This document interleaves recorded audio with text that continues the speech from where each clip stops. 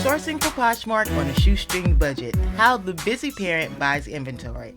Hi, and welcome to Vynes Apparel. If this is your first time visiting, my name is Nykole, and I share what I've learned and know about Poshmark in hopes of giving you useful information for success.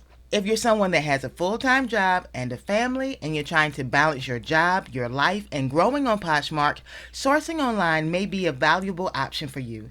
When I first started on Poshmark, I pulled what I had in my own closet and I sold everything that I thought was in good enough condition to sell. I was serious about being successful, even if it meant selling what I still loved and could still wear. I was dealing with a very depressing, stressful situation, and I was determined to get out of it. Gladly, Poshmark helped with that.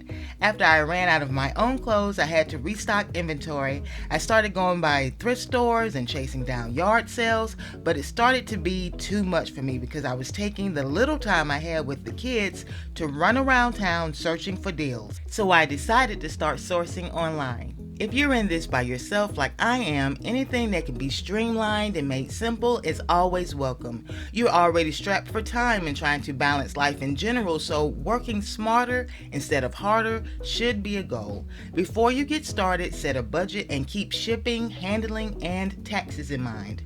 You will get more bang for your buck when your budget is larger, but if you're trying to run a household while investing on inventory, chances are you don't have a whole lot to spend at one time, so you'll need to do some research and look for things that are wanted or searched for and balance that with quality, the cost per item, and shipping costs. If sourcing online is something you think you'll be interested in, there are 4 ways you can do this: wholesale, bulk returns, 6 stores, and thrifting. Buying wholesale. Wholesale is where you buy items at a highly discounted price in order to resell with a profit. When searching for wholesalers, look for no minimum orders required, meaning you can buy 1 bundle or 10. There's no minimum to spend, and it's easier to stay within budget.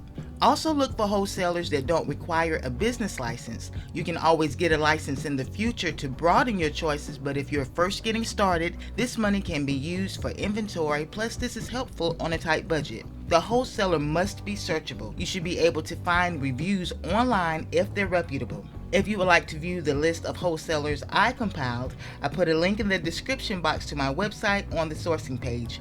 It's a short list for now, but there's wholesalers listed that don't require a license and don't have a minimum order price, and some offer mix and match bundles where you can get a variety of wholesale items in one bundle. Note though, mix and match items are randomly chosen for you, so you won't be able to actually choose the items you want, but this is still a good option for saving time. You'll actually save more time since you don't have to make choices of your own. Buying returns. This method is where you find a large distributor and buy bulk items that have been returned.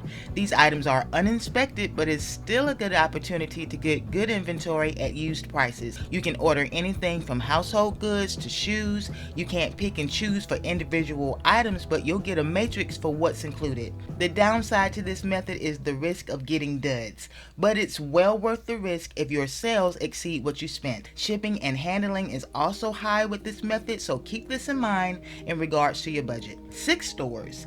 6 stores are department stores that are going out of business and are having constant sales and attempts to generate profit. I won't call out any names, but these stores have large websites and have several brick and mortar locations. When looking for inventory, go straight to the clearance filter. You can find really good deals at a fraction of retail. Many times they also have a coupon code you can apply for more savings. Thrifting online. There are 2 ways to do this. You can find an online thrift store, or you can search sites like Facebook or Craigslist. Online thrifting is pretty much like thrifting in person. You're just at home instead of driving around. When using this method, be sure to read descriptions and only buy what you can get a return on. If you want to learn more about online thrifting, there's a link in the description box.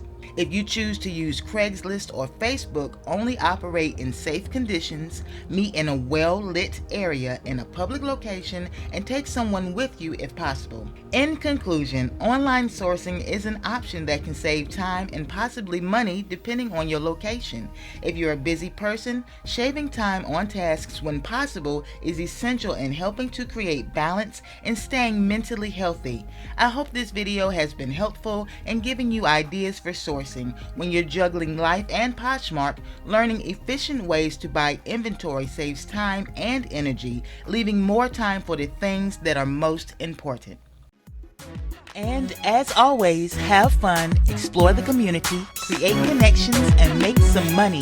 Happy poshing!